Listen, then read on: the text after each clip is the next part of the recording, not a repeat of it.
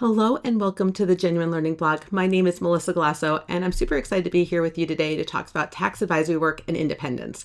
However, this is not our first time covering this on the blog. Previously, Peak exposed this back in June of 2024. However, like all good standard setters, they listened to feedback and they decided to re-expose this, addressing some of the concerns that were raised from the previous version. So this is going to be, again, it's a revised interpretation of the tax services ET, which is 1.295.160. So again, we're talking about independence and the role that tax advisory services specifically are going to have on independence. Now, when we look at what is driving this, in the 2024 proposal for tax services, there was a little bit of feedback around what a threshold that was included. We call the more likely than not threshold. So in the original proposal, Peak indicated that if a member provided tax advisory or tax planning services related to marketing, planning, or opining in favor of a particular tax treatment or a tax transaction, and a significant purpose of the transaction, which initially was recommended directly or indirectly by the CPA, was tax avoidance, right? So in that scenario, if that is the case and the member could not conclude that it was more likely than not to be allowable under the applicable tax law or regulation, then threats to independence would be at an unacceptable level, and there would be no safeguards, and therefore an independence impairment. And more likely than not is the highest threshold that the IRS offers. So let's take a look. So here are the thresholds that are used by the IRS when we're looking at the levels of confidence that the tax position will be upheld. And so the more likely than not is the highest is at least greater than 50%. In that scenario, you would not be required to provide a disclosure.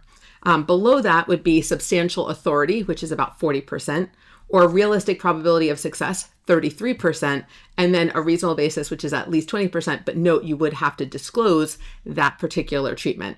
And people came back and said that this was, a very difficult, very high threshold. And there are differences between GAAP, audit standards, and the IRS rules. So ultimately, Peak came back and said, you know what, a singular threshold is not appropriate and that we should use facts and circumstances. So going forward, members would be able to use their professional judgment to determine whether the tax services performed result in any significant threats to independence. So instead of having sort of this threshold that if it's above it, you would have to say that threats to independence were impaired, it's going to allow you to consider facts and circumstances, right? What is your level of confidence? That is a factor, whether it's based on established practice or whether the tax services are designed solely for tax avoidance. And so take some of the information from the previous standard or the previous proposal and incorporates that in order to make it a more principles-based approach here. So as you think about this, the facts and circumstances for tax planning and tax services are going to vary a lot, right? So what are you what are you suggesting?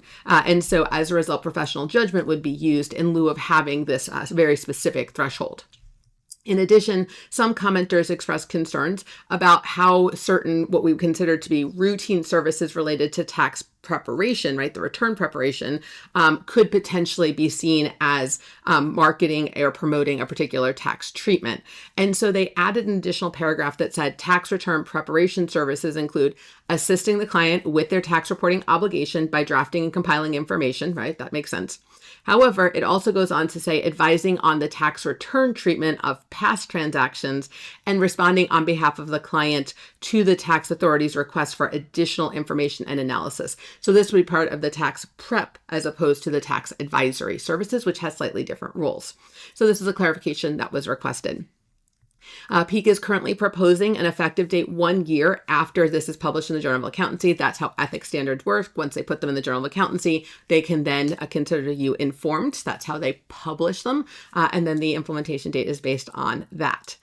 So comments are due December 15th of 2025. So if you are interested in this area, I know having taught a lot of tax advisory services over the last year, we've gotten a lot of feedback in our classrooms. And so I'm hopeful that this is addressing it. And if it's not, perhaps you can give more feedback to the AICPA's Professional Ethics Executive Committee on where your concerns are for this proposal. So again, comments are due December 15th, and it's a simple email, ethics-exposuredraft@aicpa.org. All right, well, that's a wrap on this week's blog. Thank you guys so much for joining me, and I hope to see you on a future blog. Have a great day, guys. Bye-bye.